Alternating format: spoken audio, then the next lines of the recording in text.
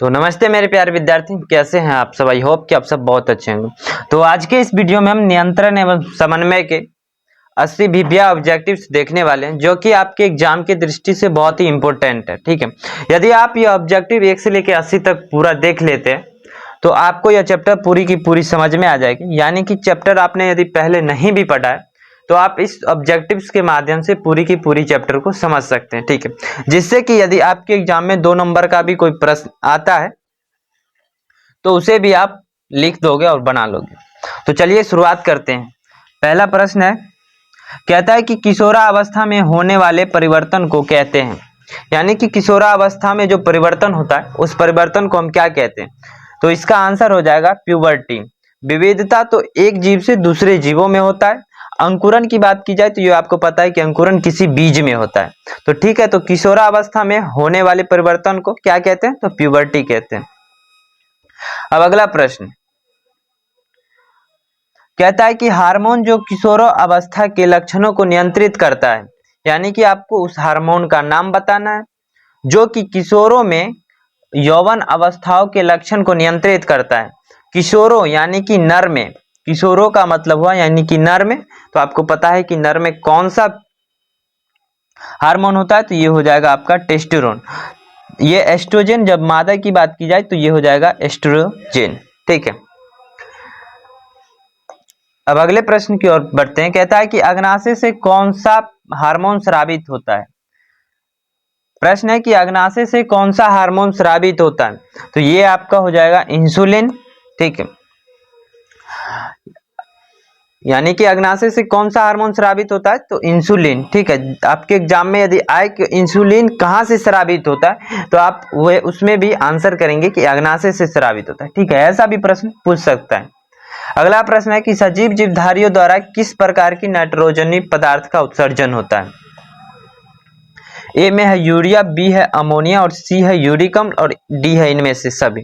ये हो जाएगा इनमें से सभी। यानी कि हमारे शरीर से हम भी सजीव हैं तो यूरिया को भी डिस्चार्ज करते हैं, अमोनिया भी डिस्चार्ज होता है और यूरिक अम्ल भी डिस्चार्ज होता है, इसलिए हो जाएगा इनमें से सभी। ठीक है, कहता है वृक्क सहायता प्रदान करता है। यानी कि वृक्क किसमें सहायता प्रदान करता है। ऑप्शन ए श्वसन में, बी जनन में, सी उत्सर्जन में और डी पाचन में। तो कौन सा हो जाएगा, तो ये हो जाएगा आपका उत्सर्जन में। वृक्क किसको कहते हैं, जिसको इंग्लिश नाम से आप जानते हैं किडनी, किडनी को हम वृक्क कहते हैं, जो कि आपके हमारे उत्सर्जन में ये मदद करता है।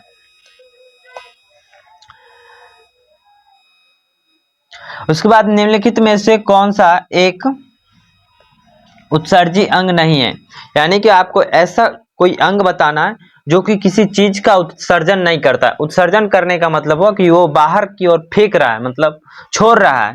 फेफड़ा, फेफड़ा से पता आपको श्वास छोड़ते हैं। ठीक है, फेफड़ा से श्वास छोड़ते हैं। ब्रेक, सी में है अग्नाशय और डी में है त्वचा। ठीक है, तो बताना है कि कौन सा एक उत्सर्जी अंग नहीं है, तो ये आपका हो जाएगा ब्रिक। ब्रिक के सहायता से उत्सर्जन होता है लेकिन ब्रिक से उत्सर्जन नहीं होता है। ठीक है, अग्नाशय से आप अभी पढ़ रहे थे कि इंसुलिन का उत्सर्जन होता है। त्वचा से आपके पसीना या फिर बहुत सारे चीजों का, पसीना के माध्यम से आयोडीन का भी उत्सर्जन होता है। अब अगला प्रश्न की ओर बढ़ेंगे।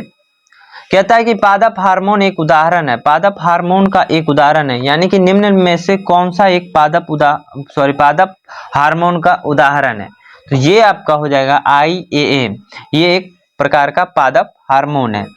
ठीक है, कहता है कि खुला परिवहन तंत्र पाया जाता है। यानी कि खुला परिवहन तंत्र निम्न में से किसमें पाया जाता है।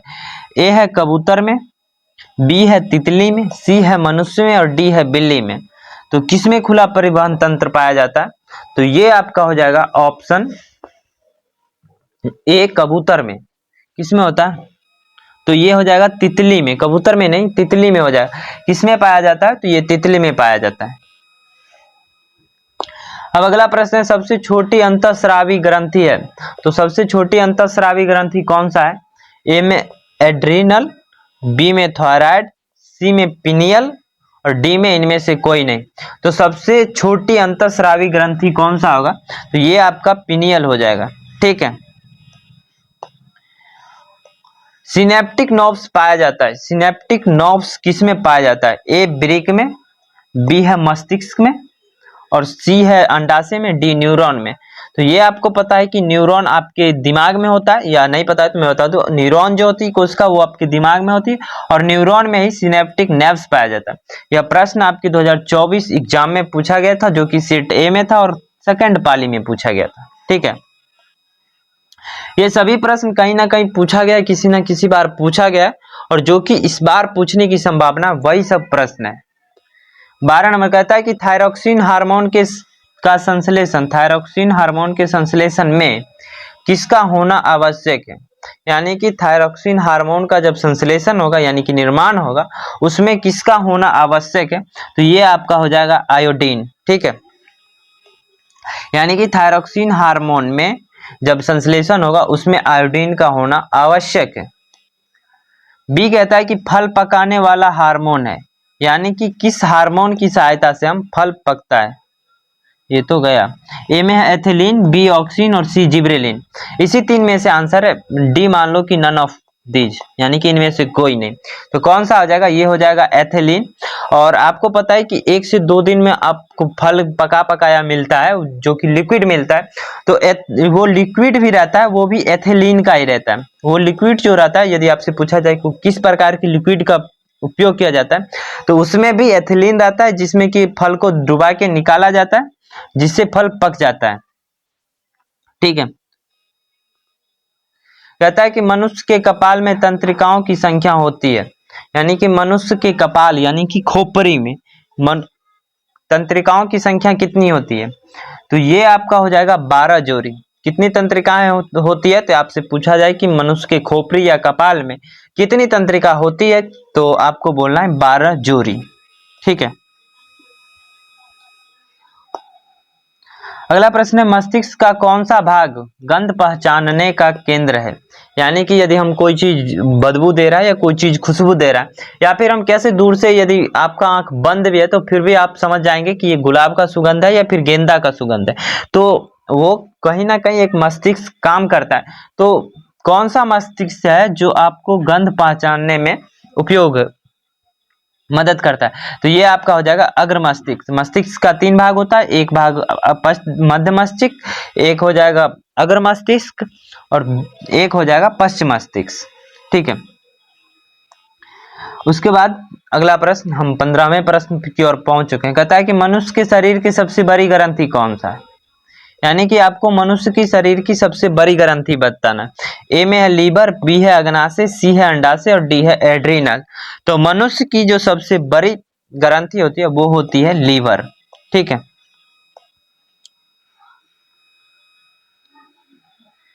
ग्वाइटर अथवा घेघा पनपता है, यानी कि ग्वाइटर या घेघा रोग जो होता है वो किसके कारण होता है? चीनी के कमी से, रक्त की कमी से, यहाँ भी रक्त की कमी से ही है। एक आप लिख लो आयोडीन की कमी से, आयोडीन की कमी से। तो किसके कमी से होता है? तो ये आपका हो जाएगा कि आयोडीन की कमी से आपका ग्वाइटर या घेगापन जो होता है, जो कि गला में बहुत बड़ा सा निकल जाता है, ठीक है, फूल जाता है, मानो वैसा ही बन जाता है, उसी को हम घेगापन कहते हैं। अगला प्रश्न है, कहता है थायरॉक्सिन का स्रावन होता है, यानी कि थायरॉक्सिन कहाँ से निकलता है? थायरॉक्सिन कहाँ से निकलता है? तो ये आपका हो जाएगा थायराइड ग्रंथि, यानी कि उसके नाम से ही थायरॉक्सिन थायराइड ग्रंथि। कहां से निकलती है थायरॉक्सिन? तो थायराइड ग्रंथि से निकलती है। ठीक है, मानव में डायलिसिस थैली है, यानी कि जब किसी व्यक्ति का किडनी फेल हो जाता है तो उसे डायलिसिस कराना पड़ता है। तो आपको डायलिसिस थैली का नाम बताना है, किसको हम डायलिसिस थैली कहते हैं। तो मानव का जो डायलिसिस थैली है वो नेफ्रॉन है। ठीक है, यानी कि आपको डायलिसिस थैली की बात की जाए तो वो नेफ्रॉन होगा। कहता है कि दांत की सबसे ऊपरी परत है, यानी कि दांत की सबसे ऊपरी परत को क्या कहते हैं? तो दांत की जो सबसे ऊपरी परत है उसे हम कहते हैं इनामेल। ठीक है, इनामेल। कौन सा पादप फल बेचने वालों द्वारा उपयोग किया जाता है? यानी कि फल बेचने वाला कौन सा पादप को उपयोग करता है? ए में है एब्सिसिक अम्ल, जिब्रेलिन, इथाइलिन और डी में ऑक्सिन। तो कौन सा पादप होगा जो कि फल बेचने वालों के द्वारा उपयोग किया जाता है, तो ये आपका हो जाएगा इथाइलिन। ठीक है,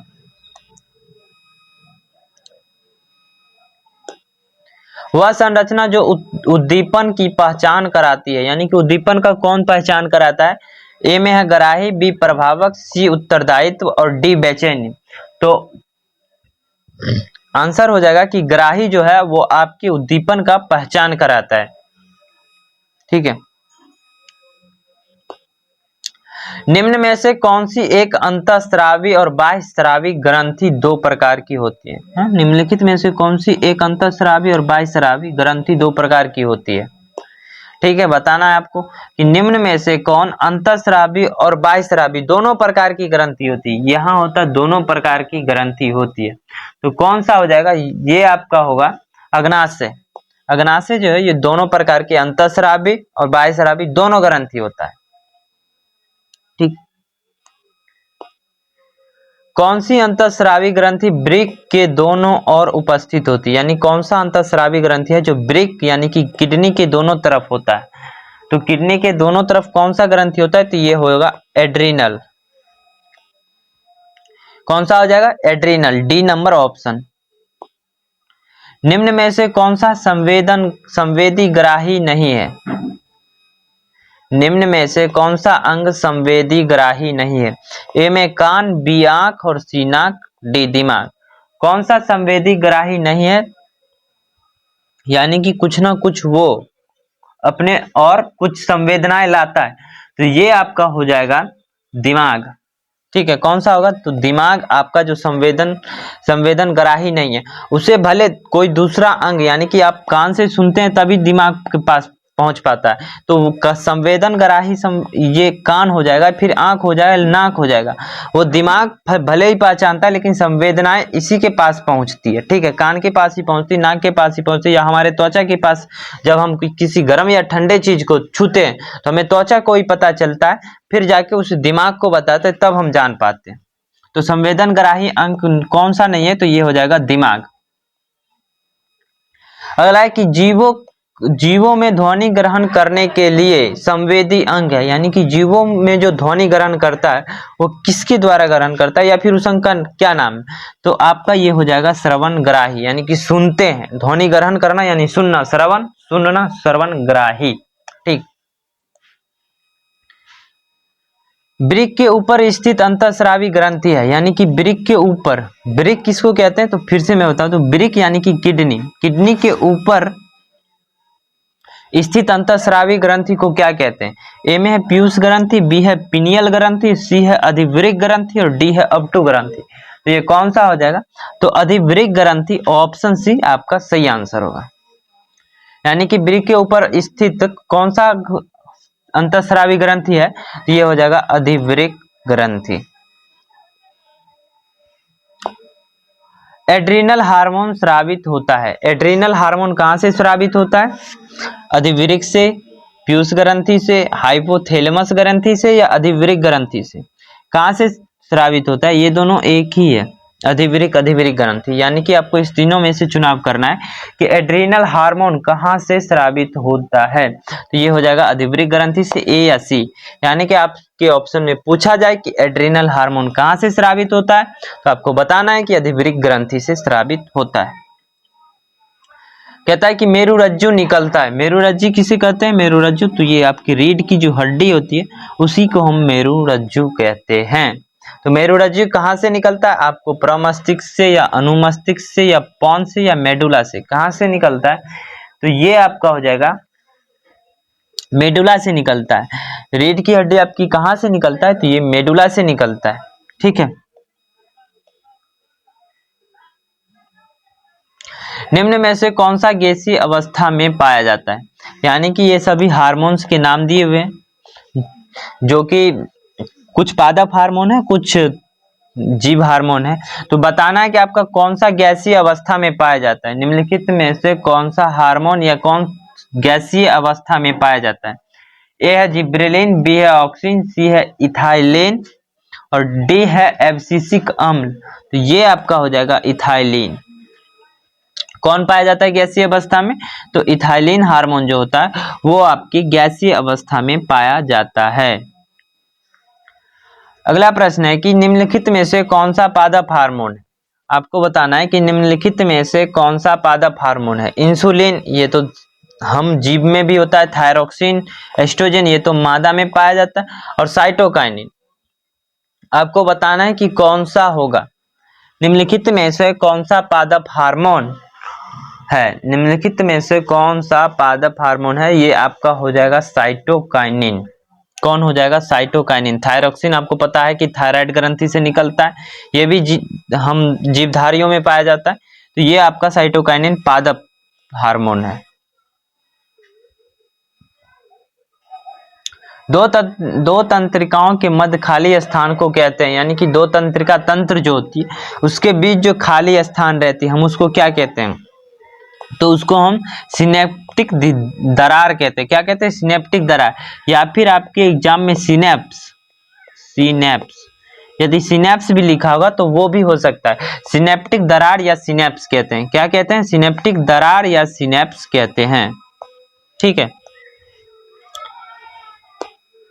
मस्तिष्क उत्तरदायी है, यानी कि मस्तिष्क किसके लिए उत्तरदायी है? मस्तिष्क उत्तरदायी है सोचने के लिए, हृदय स्पंदन के लिए, यानी कि आपका जो हृदय धड़कता है उसके लिए, या फिर शरीर का संतुलन बनाए रखने के लिए।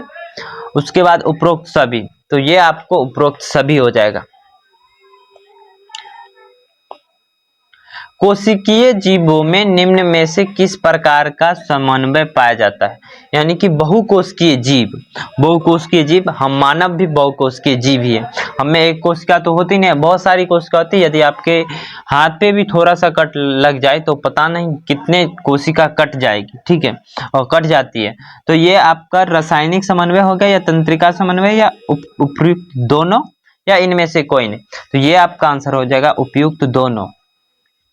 बहुकोशिकीय जीवों में, यानी कि हम सब में, रासायनिक और तंत्रिका दोनों प्रकार का समन्वय पाया जाता है। तंत्रिका कोशिकाएं कितने प्रकार की होती है? यानी कि तंत्रिका कोशिका कितने प्रकार की होती है? 1 2 3 4। तंत्रिका कोशिका कितने प्रकार की होती है? तो तंत्रिका कोशिका आपका 3 प्रकार की होती है। तंत्रिका कोशिका कितने प्रकार की होती है? तो ये 3 प्रकार का होता है। प्रतिवर्ती चाप बनते हैं, यानी कि प्रतिवर्ती चाप कैसे बनते हैं? प्रतिवर्ती चाप कहाँ बनते हैं? प्रतिवर्ती चाप कहाँ बनते हैं? तो ये प्रतिवर्ती चाप कहाँ बनता है? तो ये मेरुरज्जु में बनता है। कहाँ बनता है? मेरुरज्जु में। शरीर की प्रधान नियंत्रक ग्रंथि किसे कहा जाता है? शरीर का जो प्रधान नियंत्रक ग्रंथि है वो किसको कहा जाता है? यानी कि जो सबसे मेन ग्रंथि है वो किसे कहा जाता है? ए में है जनन ग्रंथि, बी पीयूष ग्रंथि, सी थायराइड ग्रंथि, और डी इनमें से कोई नहीं। तो आपका कौन सा ग्रंथि को हम प्रधान नियंत्रक ग्रंथि कहते हैं? तो ये आपका पीयूष ग्रंथि हो जाएगा। कौन सा हो जाएगा? पीयूष ग्रंथि। अंतःस्रावी ग्रंथि होती है। अंतःस्रावी ग्रंथि कहाँ होता है? अंतःस्रावी ग्रंथि होती है नलिका विहीन, नलिका युक्त, दोनों, या इनमें से कोई नहीं। तो अंतःस्रावी ग्रंथि जो होता है वो नलिका विहीन होता है, यानी कि उसमें नलिका नहीं होती है। ठीक है। लैंगरहैंस की द्वीपिकाएं पाई जाती है। लैंगरहैंस की द्वीपिकाएं पाई जाती है, कहाँ पाई जाती है? तो लैंगरहैंस की द्वीपिकाएं कहाँ पाई जाती है? ये अग्नाशय में पाया जाता है। कहाँ पाया जाता है? तो अग्नाशय में पाया जाता है। निम्नलिखित में से किसे बर्थ हार्मोन कहते हैं? यानी कि बच्चे को जन्म देते वक्त किस हार्मोन का उपयोग होता है, यानी कि किस हार्मोन का उत्सर्जन होता है? यह एड्रेनलिन, या एस्ट्रोजन, या थायरोट्रोपिन, या फिर ऑक्सीटोसिन, कौन सा हो जाएगा? तो ये आपका ऑक्सीटोसिन हो जाएगा। ठीक है। बच्चे के बर्थ के समय, यानी कि जन्म लेने के समय, ऑक्सीटोसिन की सुई भी लगाई जाती है, इंजेक्शन भी दिया जाता है। ठीक है। कहता है कि निम्नलिखित में से कौन सा पुरुष हार्मोन है? तो बताना है कि आपको निम्नलिखित में से कौन सा हार्मोन जो पुरुष में पाया जाता है। तो ये आपका हो जाएगा टेस्टोस्टेरोन। कौन सा? तो टेस्टोस्टेरोन। पत्तियों को मुरझाना किस पादप हार्मोन के कारण संभव हो पाता है? यानी कि पत्ते जो मुरझा जाते हैं, आपको पता है कि पेड़ पौधे के पत्ते बहुत ज्यादा धूप लगने से या फिर होता है एक समय के बाद मुरझा जाते हैं, तो वो किस पादप हार्मोन के कारण यह संभव हो पाता है कि पत्तियां मुरझा पाती है? तो वो आपको बताना है। ये आपका हो जाएगा एसिबेसिक अम्ल के कारण। किसके कारण? तो एसिबेसिक अम्ल, यानी कि ऑप्शन सी। जर का उद्धोगामी वृद्धि है, जर का उद्धोगामी वृद्धि है, यानी कि जर का उद्धोगामी वृद्धि किस और होता है? प्रकाश की ओर, गुरुत्वानुवर्तन यानी पृथ्वी की ओर, जलानुवर्तन जल की ओर, या रसायनुवर्तन यानी कि खाद्य पदार्थ की ओर। तो किसकी ओर होता है? तो ये आपका हो जाएगा गुरुत्वानुवर्तन यानी कि पृथ्वी की ओर। पॉन्स मेडुला और अनुमस्तिष्क हिस्सा है, यानी कि पॉन्स मेडुला और अनुमस्तिष्क किसका हिस्सा है? आपको पता है कि मस्तिष्क के 3 भाग होते हैं, अग्र मस्तिष्क, पश्च मस्तिष्क और मध्य मस्तिष्क, और एक प्रमस्तिष्क होता है जो कि मस्तिष्क के ही मस्तिष्क का भाग है।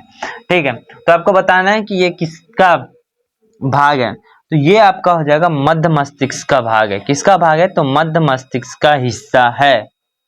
ठीक है, स्रावित होने वाले हार्मोन का समय और मात्रा किस क्रिया विधि पर नियंत्रित की जाती है? यानी कि स्रावित होने वाला जो हार्मोन है का समय और मात्रा किस क्रिया विधि पर नियंत्रण करता है? ठीक है, तो ये हो जाएगा आपका किस क्रिया विधि पर नियंत्रण करता है?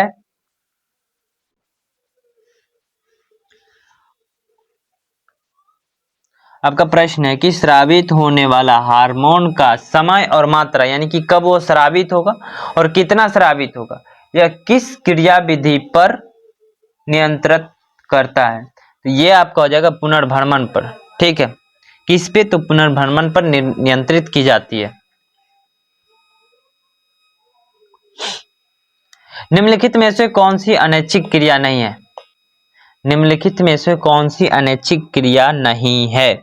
यानी कि कौन सा ऐसा क्रिया है जो आपके इच्छा के अनुसार हो सकता है, इसमें से बताना। हृदय का धड़कना, वो तो आपके इच्छा से नहीं होगा। ठीक है,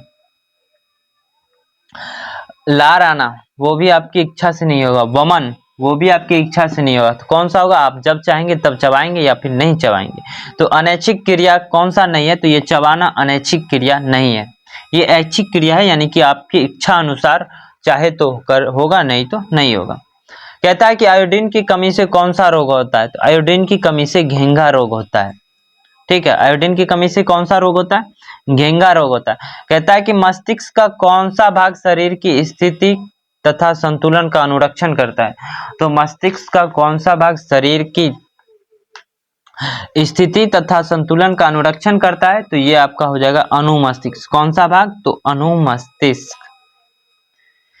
पादप हार्मोन साइटोकाइनिन सहायक है, यानी कि पादप हार्मोन जो साइटोकाइनिन है वह क्यों, किसके लिए सहायक है? पहला, पुरो अग्रभाग की लंबाई वृद्धि के लिए, तने की वृद्धि के लिए, या पादप का प्रकाश की ओर मुड़ने के लिए, इनमें से सभी किसके लिए? तो ये हो जाएगा आपका ऑप्शन ए, परोह के अग्रभाग की लंबाई वृद्धि के लिए। परोह के अग्रभाग की लंबाई वृद्धि के लिए।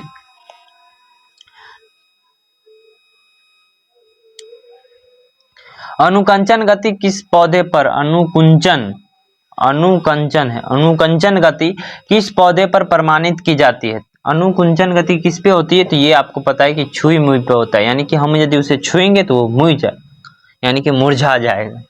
ठीक है,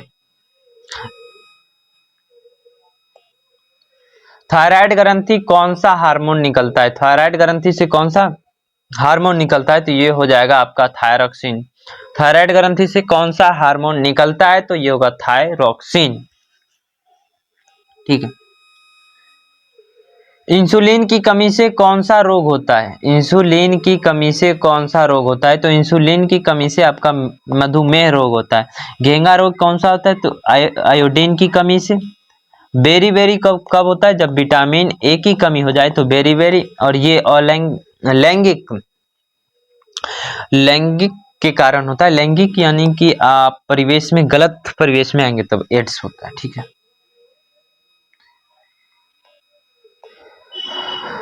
खोपड़ी के अग्र सिरे पर स्थित न्यूरॉन को शरीर के विभिन्न भागों से प्राप्त होता है। यानी कि खोपड़ी के आगे जो स्थित न्यूरॉन होता है, ठीक है, उसको शरीर के विभिन्न भागों से प्राप्त होता है। तो क्या प्राप्त होता है? तो विभिन्न भागों से उसे क्या प्राप्त होता है? तो विभिन्न भागों से उसे संकेत प्राप्त होता है। क्या प्राप्त होता है? संकेत प्राप्त होता है। अवटु को थायरोक्सिन हार्मोन बनाने के लिए आवश्यक है। यानी कि अवटु ग्रंथि जो थायरोक्सिन बनाएगा, ठीक है, या अवटु ग्रंथि को थायरोक्सिन बनाने के लिए किस पोषक पदार्थ की आवश्यकता है? तो ये आपका हो जाएगा आयोडीन। यानी कि थायरोक्सिन बनाते समय आयोडीन की जरूरत होती है। ठीक है। लीडिंग कोशिकाएं कहाँ मिलती है? लीडिंग कोशिकाएं कहाँ मिलती है? लीडिंग कोशिकाएं कहाँ मिलती है? तो लीडिंग कोशिकाएं आपके वृषण में मिलती है। कहाँ मिलती है? वृषण में। ऑक्सीन पादप हार्मोन की किस क्रिया में सहायता करता है? ऑक्सीन पादप हार्मोन की किस क्रिया में सहायता करता है?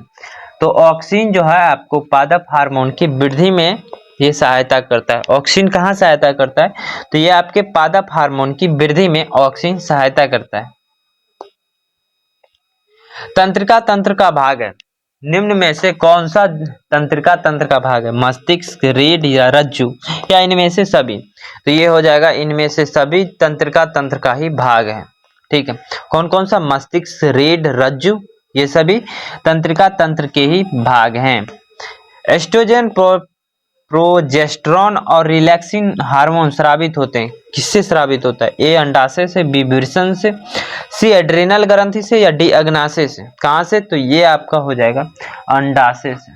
कहां से स्रावित होता है? तो ये अंडाशय से आपका स्रावित होता है। अगले प्रश्न की ओर, इनमें से कौन सा मादा जनन हार्मोन है? यानी कि मादा जनन हार्मोन कौन सा है? ए है प्रोजेस्टेरॉन, बी है एस्ट्रोजन, सी है एस्ट्रियोल, इनमें से सभी डी। तो ये कौन सा हो जाएगा? तो ये इनमें से सभी जो है कि मादा जनन हार्मोन ही है।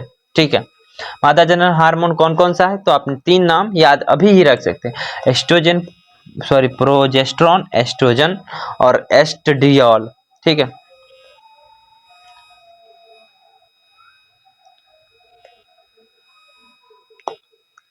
निम्न में से कौन हेटेरोक्राइन ग्रंथि है? निम्न में से कौन हेटेरोक्राइन ग्रंथि है? तो ये आपका वृषण जो है उसमें हेटेरोक्राइन ग्रंथि होता है। ठीक, तो वृषण आपका हेटेरोक्राइन ग्रंथि के अंतर्गत आएगा। कॉर्पस ल्यूटियम से स्रावित होता है। कॉर्पस ल्यूटियम से स्रावित होता है। कौन सा हार्मोन स्रावित होता है? तो कॉर्पस ल्यूटियम से आपका एस्ट्रोजन स्रावित होता है। कौन सा स्रावित होता है हार्मोन? तो एस्ट्रोजन स्रावित होता है। हमारे शरीर में विभिन्न अजैविक क्रियाओं का नियंत्रण होता है। यानी कि हमारे शरीर में जो विभिन्न अजैविक क्रियाएं होता है उसका नियंत्रण किसके द्वारा होता है? तो तंत्रिका एवं रसायनों द्वारा होता है। किसके द्वारा होता है? तो तंत्रिका एवं रसायनों द्वारा होता है। एसिबिसिक एसिड किस तरह का रसायन है? तो एब्सिसिक एसिड किस तरह का रसायन है? तो एसिबिसिक एसिड जो है ये आपका तंत्रिका एवं नहीं, ये आपका कौन सा रसायन हो जाएगा? तो ये वृद्धि रोधक रसायन है। कौन सा रसायन है? ये आपका वृद्धि रोधक रसायन है। इनमें से कौन सा फल पकाने के लिए प्रयुक्त होता है? इनमें से कौन फल पकाने के लिए प्रयुक्त होता है? इससे आप पहले भी पढ़े थे, मैं आपको बताया था कि एथिलीन जो है वो फल पकाने के लिए प्रयुक्त है। एथिलीन। ठीक है।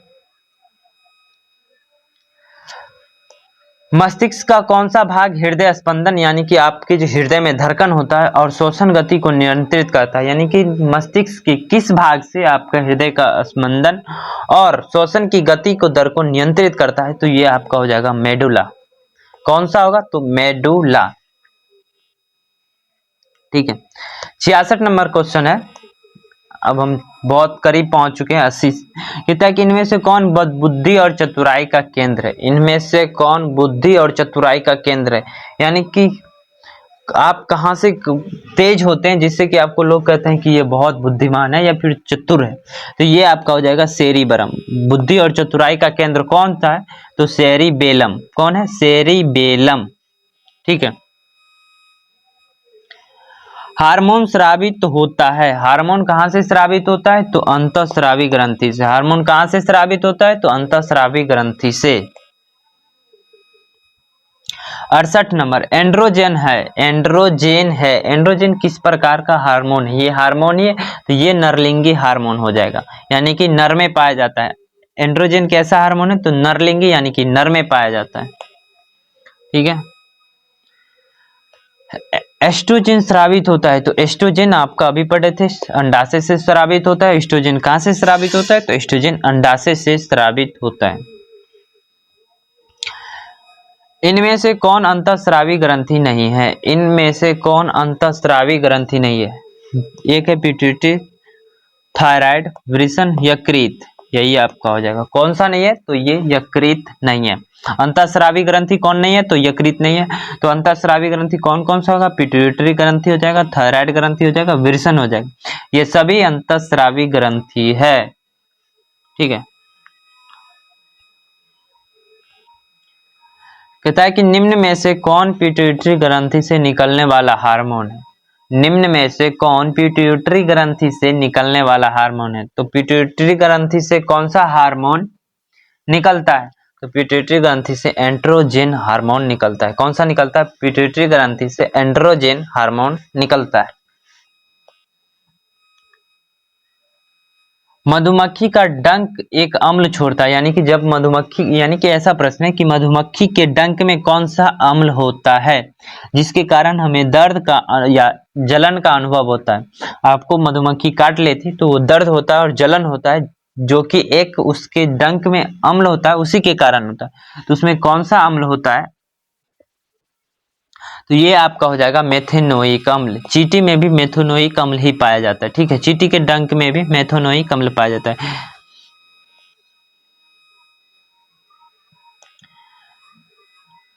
तंत्रिका तंत्र की रचनात्मक एवं क्रियात्मक इकाई क्या है, तंत्रिका तंत्र की रचनात्मक एवं क्रियात्मक इकाई क्या है, तो तंत्रिका तंत्र की रचनात्मक और क्रियात्मक इकाई न्यूरॉन है। तंत्रिका तंत्र की रचनात्मक और क्रियात्मक इकाई कौन है, तो ये न्यूरॉन होगा। किसे रासायनिक दूत कहा जाता है, यानी कि रासायनिक दूत निम्न में से किसे कहा जाता है, उद्दीपक को, पाचक रस को, हार्मोन को या आवेग को। किसे रासायनिक दूत कहा जाता है, तो आपको हार्मोन को जो है वो रासायनिक दूत कहा जाता है, यानी कि ये उत्तेजक के रूप में काम करता है। ठीक है, इसीलिए इसे रासायनिक दूत भी कहा जाता है। शरीर का संतुलन बनाए रखता है, यानी कि निम्न में से कौन सा शरीर का संतुलन बनाए रखता है, तो ये आपका हो जाएगा सेरिबेलम। शरीर का संतुलन कौन बनाए रखता है, तो सेरिबेलम आपका शरीर के संतुलन को बनाए रखता है। किशोरावस्था में होने वाले शारीरिक परिवर्तन का कारण है, यानी किशोरावस्था में किसके कारण शरीर में परिवर्तन होता है, टेस्टोस्टेरोन, एस्ट्रोजन या थायरोक्सिन, किसके कारण, तो ये आपको पता है कि नर में टेस्टोस्टेरोन के कारण होता है और मादा में एस्ट्रोजन के कारण होता है, यानी कि ए और बी आपका दोनों हो जाएगा। ठीक है। निम्नांकित में से कौन सा पादप हार्मोन नहीं है, निम्नांकित में से कौन सा पादप हार्मोन नहीं है, ए में है एथिलीन, बी में है साइटोकाइनिन, सी है ऑक्सिन और डी है ऑक्सीटोसिन। कौन सा पादप हार्मोन नहीं है, तो ये हो जाएगा आपका ऑक्सीटोसिन, ये पादप हार्मोन नहीं है। तो ऑक्सीटोसिन किस प्रकार का हार्मोन है, तो ये जनन हार्मोन है, जो कि मादा में पाया जाता है, जो कि आपको बर्थ के समय यानी कि डिलीवरी के समय ये स्रावित होता है। पौधों और पशुओं की कोशिकाओं का वैज्ञानिक अध्ययन क्या कहलाता है, यानी कि पौधों और कोशिकाओं का अध्ययन क्या कहलाता है, ये आपका हो जाएगा कोशिका विज्ञान। ठीक है, क्या हो जाएगा, कोशिका विज्ञान। मानव शरीर में सबसे लंबी कोशिका होती है,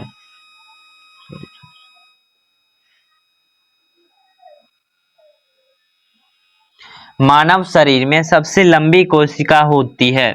मानव शरीर में सबसे लंबा कोशिका कौन सा होता है? ये आपका हो जाएगा मानव शरीर में सबसे लंबा कोशिका कौन सा होता है? तो ये आपका तंत्रिका कोशिका होती है। कौन सी सबसे लंबी कोशिका होती है? तो तंत्रिका कोशिका होता है। अब 2 क्वेश्चन और बचे हैं। कहता है कि टेस्टोरेन स्रावित होता है, टेस्टोरेन कहाँ से निकलता है या फिर कहाँ से स्रावित होता है? तो टेस्टोरेन आपका कहाँ से स्रावित होता है? तो ये आपका हो जाएगा वृषण से। ठीक है, कहाँ से स्रावित होता है? तो वृषण से टेस्टोरेन। मानव मस्तिष्क का औसत भार क्या होता है?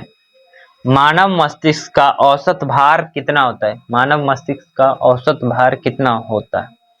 1 kg, 2 kg, 1.4 kg या इनमें से कोई नहीं? ये आपका हो जाएगा 1.4 kg। तो ये रहे आपके पूरे के 80 के 80 प्रश्न आपके बायोलॉजी नियंत्रण एवं समन्वय से, जो कि बहुत ही इंपॉर्टेंट आपकी एग्जाम में साबित हो सकता है। और बहुत सारे क्वेश्चन यहाँ से आपको डायरेक्ट देखने को मिलेगा। जब आप एग्जाम में बैठेंगे, यहाँ से पढ़े हुए होंगे, तो आपको पता चलेगा कहाँ कितना प्रश्न यहाँ से एग्जाम में मिला। तो फिर मिलते हैं कल नई चैप्टर के साथ, नई ऑब्जेक्टिव्स को लेके।